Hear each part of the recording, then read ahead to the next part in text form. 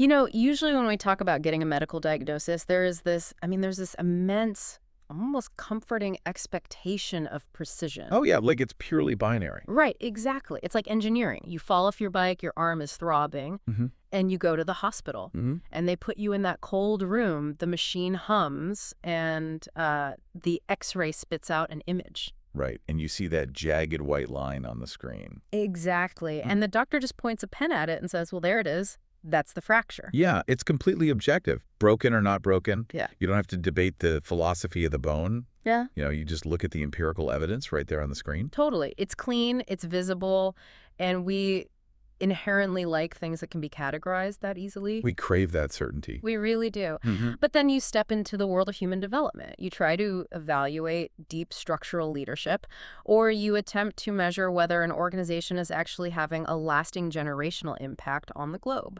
And suddenly that x-ray machine is completely useless. You're looking at a landscape that is incredibly murky. It's basically invisible. Yeah, invisible. We find ourselves trying to measure these abstract tectonic realities like character endurance and long-term spiritual influence. But we're using tools that were explicitly designed to count weekend attendance and quarterly revenue. Yes, it is the absolute definition of diagnostic muddy waters. I mean, when we try to take the metrics of a fast food franchise or a Silicon Valley tech startup and blindly apply them to the deeply human, profoundly spiritual work of reshaping global cultures. It just doesn't work. It doesn't. We don't just arrive at the wrong answers. We end up Yep. asking fundamentally flawed questions from the very beginning.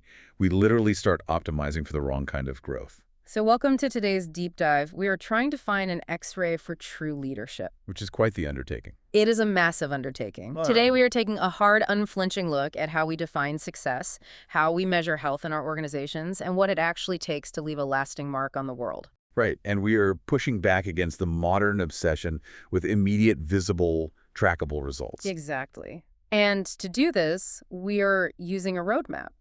We're drawing on a really profound piece of source material by Chris R. Velasquez. Unstoppable mission. Unleashing leaders to reshape the global landscape. That's the one. And what's great is Velasquez isn't writing from some theoretical ivory tower, you know. He has spent over 25 years as a missionary pastor in the Philippines. Yeah, this is field-tested, ground-level wisdom. Mm-hmm. It's all about moving from the initial quiet stirring of a calling to the complex reality of being commissioned for cross-cultural work. So the mission of this deep dive for you listening right now is to unpack the blueprint for sustainable, reproducible leadership. Right, a blueprint that creates generational movements rather than temporary monuments. Movements versus monuments. I love that framing. Yeah, monuments are impressive. They draw crowds, they look great in photographs, but they are entirely static. And eventually they crumble. Exactly. Movements, on the other hand, are dynamic, reproducible, and generational. But the architecture required to build a movement is completely counterintuitive to how we are taught to lead today. So to really ground our conversation today, I want to paint a picture for you, the listener. It's the cover art of Velasquez's book, and it is striking. It really is a powerful image. It's a photograph taken from the ground floor of a dense forest looking straight up into the canopy of giant redwoods. Those ancient, towering pillars of wood that just seem to pierce the sky. Right. But because the camera is placed so incredibly low to the ground, the most prominent feature isn't actually the height of the trees. It's the roots. Yes, it's the roots. You see this massive, sprawling, thick, gnarled root system gripping the earth. Breaking over boulders, covered in dirt and autumn leaves. Exactly. It instantly communicates a profound truth. You cannot support that kind of towering skyscraping growth without an incredibly wide, deep, and resilient root system anchoring it in the dark below. It is the perfect visual anchor for this entire framework. Yeah. I mean, the visible canopy is what everyone marvels at. It's what gets the applause. Right, no one takes pictures of the dirt. Exactly. But the invisible root system is what actually dictates whether that tree survives a storm or a drought or the sheer weight of its own branches. Okay, let's unpack this. If we take that tree imagery and apply it to the crisis of measurement we were just talking about, Velasquez argues that ministries, nonprofits, and leaders are very rarely weakened by a lack of activity. Oh, people today are incredibly busy. They are doing things constantly. Right. But they are weakened by a profound confusion about what actually matters. Because we live in a modern attention economy that is absolutely addicted to the visible and the immediate. It really is an addiction. It is. We evaluate a leader based on the sheer width of their canopy. How many followers do they have? What's the weekly attendance? Right? What's the annual budget? What prestigious institutional titles do they hold? We just default to counting what is easy to count. It's the dopamine hit of the spreadsheet. I Right, mean, yeah. I can look at a spreadsheet and tell you by Tuesday afternoon if the line is going up or down. Yeah, you get immediate feedback. Exactly. I can tell you the conversion rate of a campaign, but how do you put a daily tracker on the cultivation of integrity? You can't. Right? How do you put a metric on a leader's obedience or their internal spiritual authority? You just can't do it. And Velazquez points out that when a leader's vision becomes too dependent on these superficial indicators, the work becomes efficient, but spiritually anemic. Efficient but spiritually anemic. Wow, that is a devastating diagnosis. What's fascinating here is the psychological trap this creates. The human ego craves validation. Oh, absolutely. So if I measure my success Yeah. by visible activity and society praises me for that visible activity, You're highly incentivized to keep growing the canopy as fast as possible. precisely. No. But the deepest realities of human transformation, and certainly the deepest realities of the kingdom of God, which is the operational lens Velazquez is using, they do not register on those spreadsheets. So we end up with this culture of performance over heart. We celebrate the frantic activity of a leader while completely neglecting their inner formation. Which goes right back to the root. Yeah. Measuring a leader's success purely by rapid visible growth is like judging the health of that redwood tree only by how fast its branches are growing. Right, completely ignoring what's happening underground. If you are exclusively looking at the branches, you are totally ignoring whether its roots are actually deep enough to survive the next hurricane. And if the roots are shallow, all that rapid top growth isn't a sign of health. It's actually a massive liability. It makes the tree dangerously top-heavy. It essentially guarantees it will be ripped out of the ground the moment the wind blows. And we see that precise dynamic play out in the headlines constantly. This spectacular, catastrophic collapse of a highly gifted, highly visible leader. It happens all the time. It does. Velazquez has a piercing way of describing this phenomenon. He says these leaders end up possessing gifting without gravity and charisma without character. Gifting without gravity. I mean, that is exactly the top-heavy tree. You might have this undeniable, incredible talent.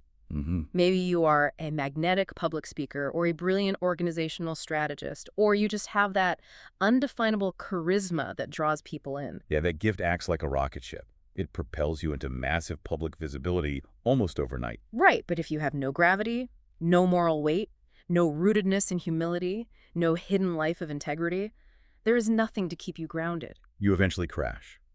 And because of the size of the canopy you built, you take a lot of innocent people down with you. The fallout is always devastating. Always.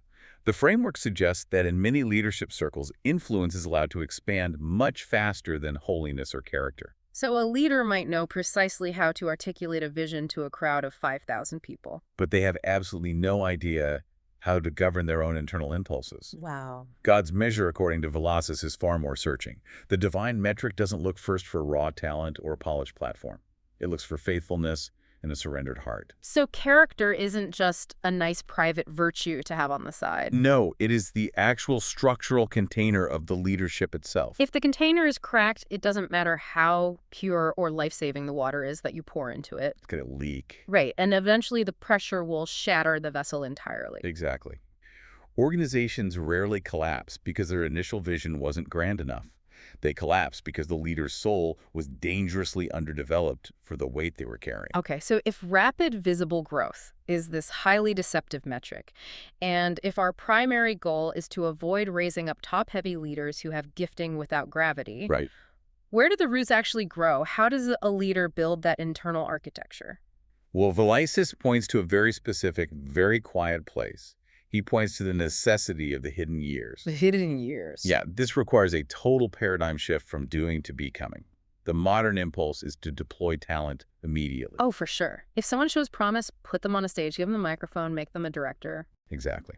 But Velazquez insists that before anyone is deployed into visible, high-impact leadership, there must be a profound, often agonizing period of inner formation. So formation before deployment.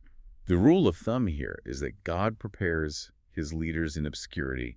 Formation must precede deployment. The examples he pulls from the biblical narrative are just undeniable once you see the pattern. They really are. It completely wrecks the idea of the overnight success. I mean, look at Moses. Right, Moses is the perfect example. He grows up in the courts of Pharaoh. Why? He has all the education and privilege of Egypt. He has this massive aspiration to liberate his people. And he fails miserably. Miserably. He commits murder. He runs for his life, and he spends 40 years in the absolute wilderness tending sheep. 40 years. 40 years, just watching sheep eat grass. And it's only after that breaking process when he is an old man that he is actually called to confront Pharaoh. You see the exact same architectural process with David. Right, the shepherd boy. He is literally anointed by a prophet to be the future king of Israel. He has a divine stamp of approval. And what happens next? He doesn't go to the throne room. No, he goes right back out to the fields to tend his father's sheep. Later, he spends years running for his life, living in caves, hiding from King Saul. He is being formed in the dark. Joseph is another example. He has these grand prophetic dreams as a teenager, but before any of it comes to pass, he is betrayed by his brothers, sold into slavery, falsely accused, and sits in an Egyptian dungeon for years. Wow. Even Jesus, which Velazquez highlights as the ultimate archetype of this, spends 30 years of his life in complete unrecorded obscurity. 30 years. He works a manual trade in a backwater village that people literally joked about. 30 years of hiddenness for just 3 years of public ministry. The ratio is staggering to our modern sensibilities. It really is mind-boggling. But it is entirely intentional. The hidden years are not wasted time. They are the furnace where the impurities of ego and ambition are burned away. So it's about burning off the ego? Yeah, if you look at the pastoral epistles in the New Testament, these letters written by Paul to young, emerging leaders like Timothy and Titus, the qualifications for leadership have almost nothing to do with skill. They focus obsessively on character. Like what kind of qualifications? Things like, is this person self-controlled? Are they hospitable? Are they sober-minded? Not, can they cast a compelling 10-year vision and manage a multi-million-dollar budget? Because a gift might open a door for you, but your character is the only thing that will keep you from getting thrown out of the room once you're inside. Precisely. Character is the vessel that holds spiritual authority without leaking toxicity into the community. And the hidden years are designed to forge that vessel. It's where motives are purified and where true gritty endurance is born. Okay, wait, I hear what you're saying about the necessity of these hidden years, but if you look around and the world is literally on fire right now.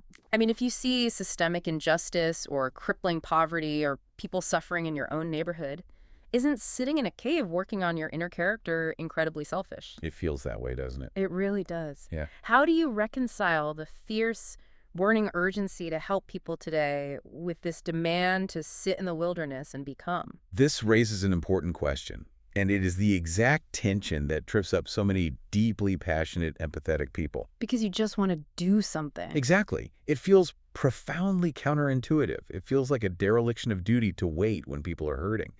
But Velazquez provides a crucial psychological and spiritual distinction here. Okay, what is it? We have to aggressively separate aspiration from obedience. Aspiration versus obedience. Okay, walk me through the mechanics of that. Well, aspiration is emotional. It is immediate.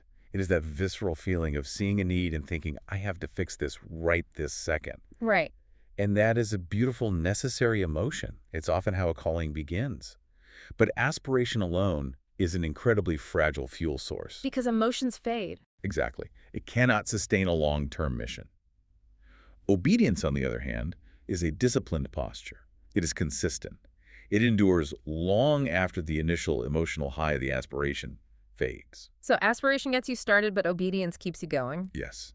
And Velazquez warns that unprepared zeal, even with the absolute purest of intentions, is highly volatile. So if I just rush in because I'm overwhelmed by aspiration, what actually happens on the ground? Without that hidden formation, your zeal can easily drift into a savior complex. Oh, wow. A savior complex. Yeah, your compassion, when it inevitably meets resistance or ingratitude from the very people you're trying to help, It can become reactive. it turns into bitterness. Yeah. You haven't developed the emotional and spiritual shock absorbers required for the work. That makes so much sense. God values the sustainability of the worker over the speed of the deployment. The hidden years guarantee that when you finally act, your actions are anchored in something deeper than just a fleeting emotional response. It's the difference between sprinting into a burning building without gear because you want to help versus going through the grueling academy training. Right. So you actually know how to put the fire out without becoming a casualty yourself. You aren't wasting time in the academy. You are becoming someone capable of surviving the fire. Exactly. The framework poses a very uncomfortable question. Are you building something that will last? Or are you just trying to relieve your own internal anxiety about the state of the world? Wow. God is not in a hurry to use what has not yet been formed. Okay, so let's say someone has navigated the hidden years. They didn't rush it. They stayed in the obscurity. They did the quiet, unglamorous work, and they have built a deep root system of integrity. But yeah, they have foundation. How do they actually step into their role? How do they move from the wilderness to the forefront without reverting back to ego? Well, Valesas argues that it requires a complete ground-up redefinition of what a calling actually means. Through this concept of sentness, right? Oh. Yes, specifically through the concept of sentness. This is a fundamental shift in the origin point of leadership. He tackles the word apostolic. Which is a heavy word. Very heavy. In modern, especially Western usage, apostolic is often thrown around as a title of immense authority. It's treated like a corporate badge. Like the ultimate visionary, the big boss at the top of the pyramid. Right, the person who answers to no one. Eh. But Valesas strips that right back to the literal Greek origin of the word. Apostolos simply means one who is sent. One who is sent. It is not a title of prestige. It is a description of an assignment. Jesus is the archetype here, the first great sent one. His entire posture was, I only do what I see the Father doing. Right. And he passes that exact model on. As the Father has sent me, even so I am sending you. Which completely destroys the modern concept of a career path. Entirely. A calling isn't something you whiteboard at a coffee shop saying, okay, I'm going to launch this nonprofit in 3 years. I'll scale it regionally, and in 10 years, I'll be the recognized global expert. No, it is the stark difference between self-invention and divine initiative. That's a great way to put it. Human ambition says, what can I build for myself, and how can I attach God's name to it to legitimize it? Ouch. True calling says, what has God already initiated, and how am I being asked to humbly participate? Uh-huh. A genuine apostolic calling is not a human promotion you earn. It is a divine commission that is recognized and validated by a community over time. And the book points to a very specific historical moment in the book of Acts chapter 13 with Paul and Barnabas in the city of Antioch. Yes, it introduces this concept of commissioning. And it makes clear that commissioning isn't just a graduation ceremony where you get a certificate and a pat on the back. Not at all. It is the community providing strict binding accountability. Church leaders at Antioch are fasting, praying, and laying hands on Paul and Barnabas. They're essentially proving that these guys are not Lone Rangers. Exactly. They aren't just running off on their own authority because they had a good idea. That community validation is the vital safeguard against rogue leadership. The community is effectively saying, we have observed your hidden years. We have seen the roots. Yes, we recognize your character, and we collectively agree that God is sending you. It completely dismantles the dangerous myth of the autonomous, unaccountable visionary. Here's where it gets really interesting to me. Looking at this idea of being sent to it, it made me think of the fundamental difference between an entrepreneur and an ambassador. Oh, that's a fantastic analogy. Think about it. An entrepreneur launches a startup from scratch. They have to come up with the brilliant idea they have to pitch the venture capitalists they have to build the brand identity. And they hustle 24/7. Literally 24/7. The entire enterprise, its survival, its reputation, rests entirely on their shoulders, their charisma, and their sheer force of will. And the psychological toll of that is immense. If their energy flags, the company dies. Completely. But an ambassador is in a totally different category. Right. An ambassador is dispatched by a sovereign nation. Exactly. They don't have to invent the message. They don't have to fund their own travel. They are given specific orders. They don't act autonomously, but they carry the immense weight, authority, and full backing of the nation that sent them. They aren't tasked with building the kingdom from scratch. They are simply tasked with faithfully representing it. If we connect this to the bigger picture of a leader's mental and spiritual health, think about the sheer volume of anxiety that analogy relieves. It's massive. If you are operating as an entrepreneur of a ministry, the pressure must be crushing. The moment your donor base shrinks or your charisma dips, it's all over. You're done. But if you are sent, if you have internalized that you are an ambassador, the mission is not sustained by your force of personality. It is sustained by the one who called you. It creates this wild paradox that Velazquez highlights. It simultaneously produces profound humility and unshakable confidence. Humility, because you know full well you didn't invent this mission, and the glory doesn't belong to you. You're just the messenger. But unshakable confidence, because you know that if you were truly sent, the sender is responsible for equipping you. You have the backing of the throne. It acts as an emotional anchor. When the inevitable criticism comes, or when the visible results are agonizingly slow, a sent leader doesn't panic. They don't suddenly pivot and try a new flashy marketing gimmick just to get numbers up. No, they simply retreat to the reality of their commissioning. They remind themselves, I am here on assignment. My job is faithfulness, not manufacturing outcomes. Which is incredibly freeing. But acknowledging that you are sent by a higher power doesn't mean you just float around like a leaf on the wind. Right, waiting for mystical signs in the clouds to tell you what to do every morning. You don't just say, well, the spirit will lead me and then refuse to use your brain. No, not at all. And this is where Villasís makes a really hard, fascinating pivot into the actual mechanics of execution on the ground. Yes, moving from the profound theology of mission to the gritty strategy of mission. The framework aggressively dismantles the false, highly damaging split that so many people create between the spiritual and the strategic. I see this all the time, especially in creative or nonprofit spaces. Oh, yeah.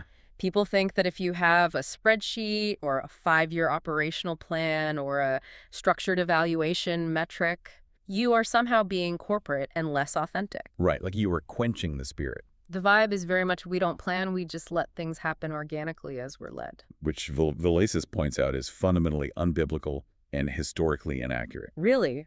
Oh, yeah, look at the Apostle Paul. He was deeply attuned to the Spirit, writing massive portions of theological scripture, but he was also a master logistical strategist. He didn't just wander aimlessly. He planned complex, multi-year travel itineraries.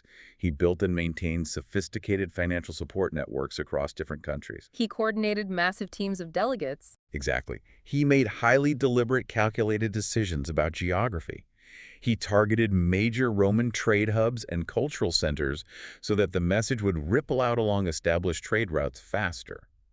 So strategy isn't the opposite of spirituality. Strategy is actually a form of stewardship. That is exactly it. If you genuinely believe you have been given a life-saving message and you acknowledge that you have limited time, limited energy, and limited resources, Which we all do. right, then it is a literal dereliction of duty not to plan how to deploy those resources most effectively. Exactly. To refuse to plan under the guise of being spiritual is often just masked laziness. Masked laziness, wow. And a massive critical component of this strategy, according to the framework, is what Velazquez calls cross-cultural intelligence. Cross-cultural intelligence. Yeah, the gospel inherently requires listening before leading. It requires a deep sociological understanding of the varied cultural soils you are stepping into. He references Genesis 12.3, right? Yes, the ancient promise that all families of the earth will be blessed. In Acts 1.8, the command to go to the ends of the earth. The mission is undeniably global, which means a leader will constantly be crossing complex cultural boundaries. And the danger here is immense, right? The historical baggage is heavy. Velazquez warns against treating mission as a mere transfer of Western forms. What does that practically look like when a leader gets it wrong? I mean, what happens? It looks like confusing the wrapping paper with the actual gift. The core message of the gospel is unchanging, but the cultural expressions of it, the architecture of the buildings, the structure of the gathering, the style of music, the methodology of decision-making, the way authority is handled, Those are all cultural. they are often highly specific to Western post-industrial culture. If a missionary goes into a communal oral tradition culture in the global South and says to be a mature believer, you must sit in rows, listen to a 45-minute deductive monologue with a 3-point PowerPoint presentation, and sing these specific translated European hymns, they're not doing mission work. They are practicing cultural imperialism. They are exporting a culture, not a message.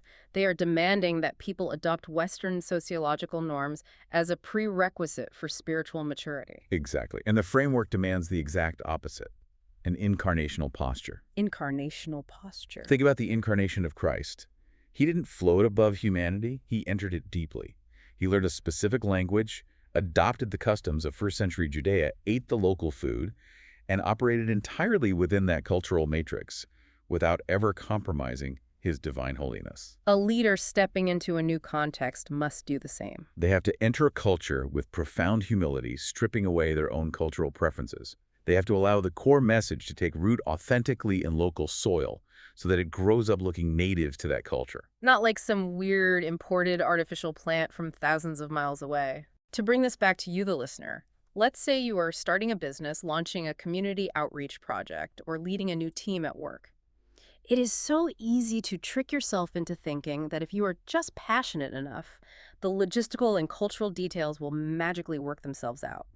But Velazquez argues that vision without structure remains a mere sentiment. You can feel really deeply and emotionally about a problem, but until you have a strategy to actually address it within the context of the people you're trying to reach, you're just having a private emotional experience. It's a beautiful synthesis. Ah. Velazquez notes that prayer without planning drifts into passivity, while planning without prayer hardens into self-reliance. You desperately need both. You do.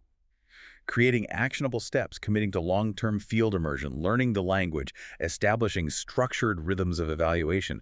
These are not unspiritual bureaucratic chores. No, they are vital. When they are done in submission to the overarching calling, they are profoundly spiritual acts of obedience. Okay, so let's trace the journey so far. You've allowed your character to be forged in the hidden years. You've internalized that you are a sent ambassador, not a frantic entrepreneur.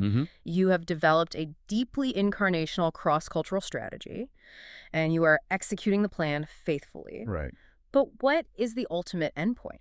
Because Velazquez makes it undeniably clear that the goal isn't just to gather a massive crowd of dependent followers who rely on you forever. Well, the goal is to build something that eventually doesn't need you at all. And this brings us to what is perhaps the most challenging ego-bruising metric of the entire framework. True multiplication. True multiplication. Velazquez argues that the real ultimate measure of success is reproducible fruit.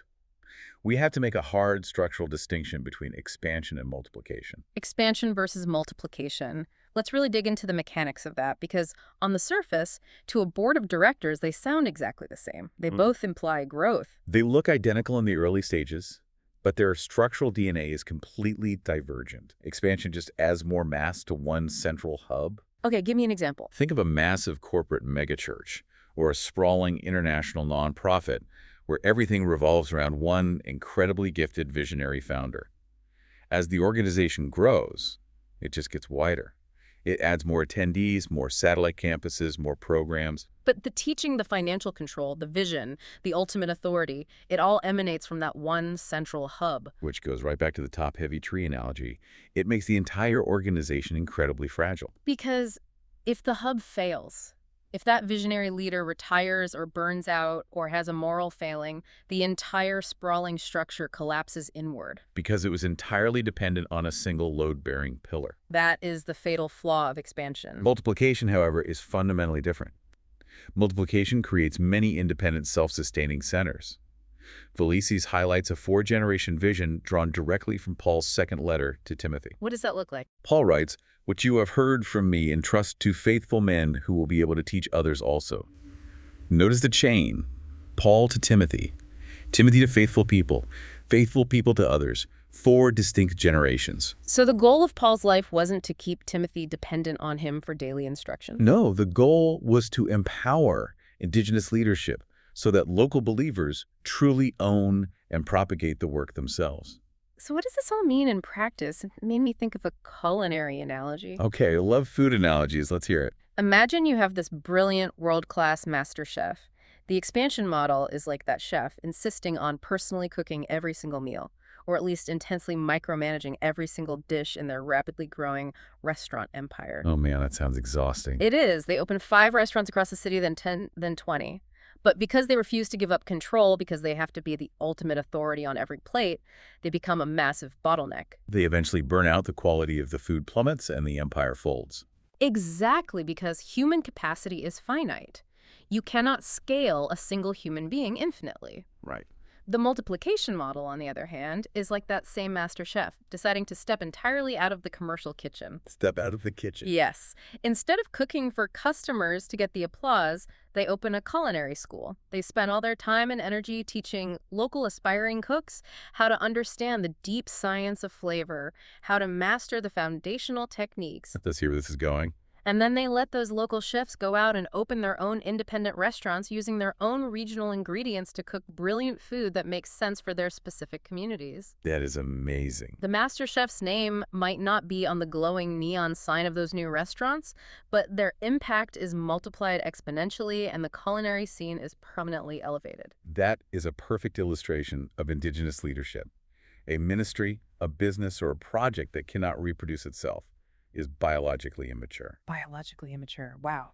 A church or an organization that relies indefinitely on outside experts, foreign money, or external missionaries is stuck in perpetual infancy. But consider the incredible, almost superhuman humility required to execute this multiplication model. It's immense. You have to willingly invest your time, your emotional energy, and your hard-won wisdom into people who might eventually surpass you in skill and influence. And this is a true test of character. You have to genuinely rejoice when they do. You literally have to build your own obsolescence into the master plan from day one. You are working yourself out of a job. You are shifting your entire identity from performance, saying, look at what I can do, to equipping, saying, look at what they can do. This is legacy in its purest, most enduring form. But we have to be ruthlessly honest here. Letting go of control, checking our ego at the door, and prioritizing slow, messy relational multiplication over fast, impressive, easily measured expansion goes against every single human instinct we possess. We want the credit. We want to be the hero of the story. We want the monument with our name carved in the marble. Exactly. Which is why to actually get a leader to this level of maturity and surrender often requires something Velazquez calls a holy disruption. And this is where the framework gets really raw. Velazquez points out that God frequently begins his deeper work in a leader's life by aggressively interrupting what the leader thought was already sufficient. He disrupts our perfectly laid plans. Disruption is deeply painfully uncomfortable. In the moment, it usually feels like catastrophic failure. Like a major funding source dries up out of nowhere. A global pandemic shuts down the entire strategic operation. A key team member walks away. But the framework demands we view this disruption through a different lens. It frames disruption as a profound, necessary gift. A gift because it forces a diagnostic check. Yes, it exposes our hidden misalignments. When everything is going great and the canopy is growing, it is so easy to mask impure motives. So you can hide a lot of dysfunction behind success. Exactly. But when the disruption hits, it forces us to stop the frenetic, dizzying activity and examine our actual foundation. It strips away all the vanity metrics. It forces the leader to sit in the rubble and ask, am I building something that will last, or was I just building something to impress my peers? When the applause stops what is actually left standing. Exactly. Disruption violently shifts our focus from temporary outcomes, which are emotionally intoxicating, but ultimately shallow to enduring, reproducible fruit. Wait, I have to play this out to its logical conclusion, though. Mm-hmm. The framework is very clear that God is the ultimate initiator. It says God is already moving. He is already preparing the hearts of the culture, and the foundational success of the mission is not based on human effort. Right. If that is completely true, doesn't that take the pressure off a bit too much? I mean, why strive at all? Why work long hours? Why meticulously plan? Why endure the pain of cross-cultural immersion if the final outcome isn't actually resting on our shoulders? Isn't this just a sophisticated theological excuse for passivity? That is the ultimate tension of the entire text. It's the paradox of grace and effort. Velazquez clarifies that the role of the leader is not to manufacture the mission through sheer willpower, but to align their efforts with what God is already doing. Okay, align, not manufacture. Now, achieving that alignment does replace crushing anxiety with deep trust. You don't have to carry the weight of the universe. But alignment absolutely does not mean passivity. In fact, maintaining that alignment when everything around you is going wrong requires immense gritty white-knuckle endurance. Because it is incredibly easy to be aligned and trust the process when the crowds are cheering and the bank account is full. Precisely. The true final test of a leader, the endurance test, is continuing the work when the applause vanishes. Can you remain obedient when the visible results are painfully slow? Can you keep doing the right, tedious, structural things when the work is hidden ordinary and frankly boring? Velazquez makes this incredibly profound defining statement in the text. Obedience after the applause disappears is the ultimate proof of character. Obedience after the applause disappears. That is the fundamental difference between a modern influencer and a genuine disciple. An influencer structurally needs the applause to validate their very existence. If the likes stop, they vanish. But a disciple only needs the assignment. And that ultimately is how nations are reshaped, Not by spectacle, not by manufactured viral moments or top-heavy charismatic personalities. But by deeply formed, thoroughly tested leaders who know how to suffer, how to endure, how to organize strategically, and how to empower indigenous leaders in the quiet, unglamorous, day-to-day reality of long-term mission. We have covered massive ground today.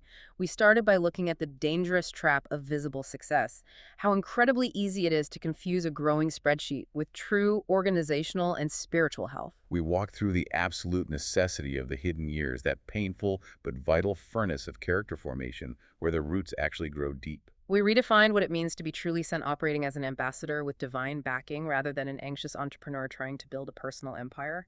We saw how the strategy of the spirit requires intense cross-cultural intelligence and a deeply humble incarnational posture to avoid cultural imperialism. We explored the difficult, ego-crushing humility required for true multiplication and raising up indigenous leadership that will eventually replace you. And finally, we looked at how holy disruption, while incredibly painful, is the very crucible that purifies our motives and tests our endurance when the applause fades. It is a blueprint that completely upends our modern sensibilities. It demands a slower, deeper, more hidden, and ultimately much more costly approach to leadership. But is the only architecture that builds a lasting movement instead of a temporary monument. So as we wrap up this deep dive into Velocious' framework, I want to leave you, the listener, with a final thought to ponder. We spend so much of our lives, especially in our careers, our personal passions or our ministries, strategizing about how to get our big break. We obsess over how to maximize our visibility today, how to get more eyes on our work, how to optimize our algorithms, and how to scale up our influence as fast as humanly possible. But based on everything we've unpacked today regarding the architecture of lasting impact, what if the most strategic, high-impact decision you could make for your life's mission right now isn't a massive leap forward into the spotlight? What if the absolute best thing you could do is to deliberately, intentionally choose a season of hiddenness? What if you actively chose to step back from the pursuit of applause, maybe for a year, maybe longer, just to do the quiet, unglamorous, agonizing work of inner formation? To ensure that your roots are actually deep enough and strong enough to hold the massive weight of the canopy you were so desperately trying to grow. Because the inescapable reality is this. If the roots are shallow, the canopy you are fighting so hard to build will eventually be the very thing that crushes you. Exactly. Something to think about the next time you find yourself staring up at the branches wishing they were growing faster. Thank you so much for joining us on this deep dive. Keep exploring, keep asking the hard questions, and we will catch you next time.